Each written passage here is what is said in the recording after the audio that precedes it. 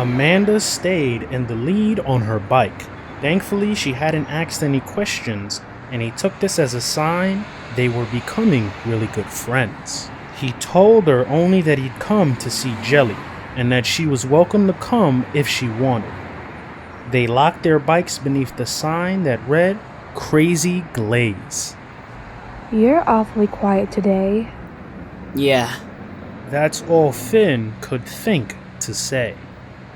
You want me to keep her busy while you check around back. Is that about it? He nodded. Amanda entered the store, glancing back at Finn with a worried expression. Finn found 2 fire escapes out back, made of slatted iron, servicing several doors.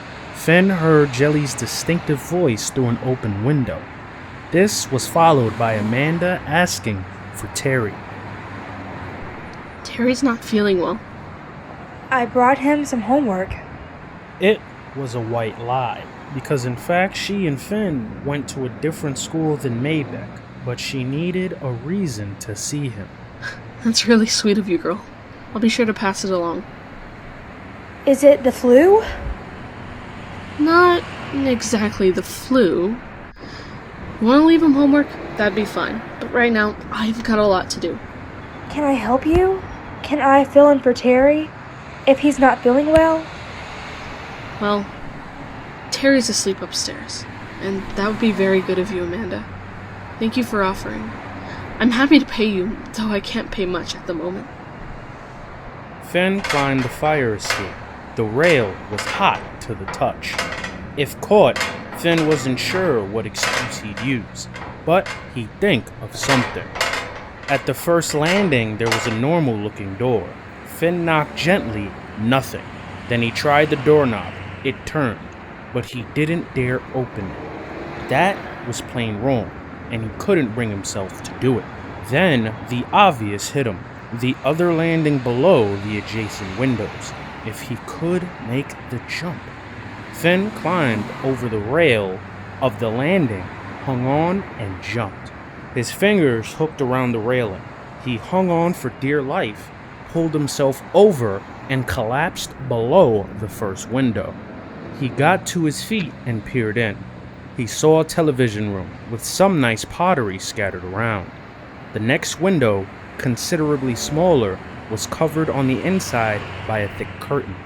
A bathroom, perhaps. Finn moved to the third window and peered inside. Maybeck. He was asleep, in bed, with the shade up and the lights on, Finn noted, rolled over with his back to Finn. He had been wearing the same shirt he'd been wearing the night before. Next to the bed on the side table, Finn noticed a thermometer bowl down in a glass of water. A face cloth folded into stripes 3 inches wide, and a copy of the Bible. Finn knocked gently on the glass. Maybeck didn't stir. Finn tried again a little louder. Maybeck didn't budge. If Finn knocked any harder, he thought he'd break the glass. Instead, he tested the window. It opened a crack. Again, he faced going inside uninvited. Again, he couldn't bring himself to do it. But he did slide the window up and stuck his head through. Maybeck, wake up! Finn! It was Amanda's voice. Behind and below him, Finn bumped his head on the window frame as he turned to look for her. Jelly's coming up there. She heard you. Finn ducked out of the bedroom window. He could hear Jelly coming up the stairs. The footsteps were close now. Finn slid Maybeck's window shut, ducked, and hurried to the railing. He climbed over, paused, and jumped. For a fraction of a second, it seemed that he mismanaged the distance, that he would fall, crashing in a pile of broken bones right in front of Amanda. But he made it. He climbed over the railing and hurried down to ground level. Finn? Finn Whitman? What are you doing here? Hello, Jelly. You sneaking around back here? No, ma'am.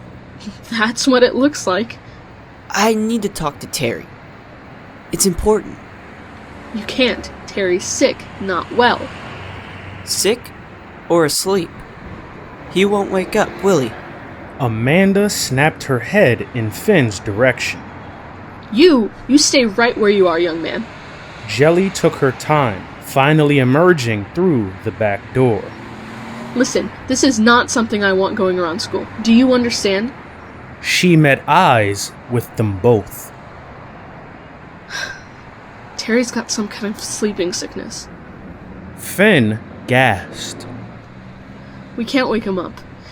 He's not got a fever, not been bitten by anything, no sweats or shakes. Doctor says to let him be one more night. Tomorrow, he goes back to the hospital and they start doing tests. But I'm saying my prayers. Nothing seemed wrong with him. The doctor says he's all fine in all the important ways. He's stuck asleep? That's a funny way to put it, but yes. Finn wanted to kick Amanda, but she didn't know about what she'd said. He told her nothing about the night before. Maybeck was still crossed over. Finn struggled to figure out what that meant. Can't wake him up? That's right. Finn considered carefully before he spoke. Listen, I don't expect you to believe me or anything, but Terry's condition, it has to do with him being a DHI, a Disney host, like I am. She studied him thoughtfully, but did not interrupt. I think I can help him. Maybe. Help him wake up. Is this some kind of joke? Because it's in poor taste, young man. Terry is extremely ill. Finn? What's going on? Before he went to bed last night, maybe even yesterday afternoon, did Terry get a phone call? Jelly took another step away from him. What is with you, boy? She was not pleased. She looked on the verge of tears. He did, didn't he? And I'll bet he came away from that call excited, didn't he? Because it was from a girl, wasn't it? Her? Jelly pointed at Amanda, not realizing she'd confirmed that Finn was right. No, not her. Please don't take him to the hospital until you hear from me tomorrow.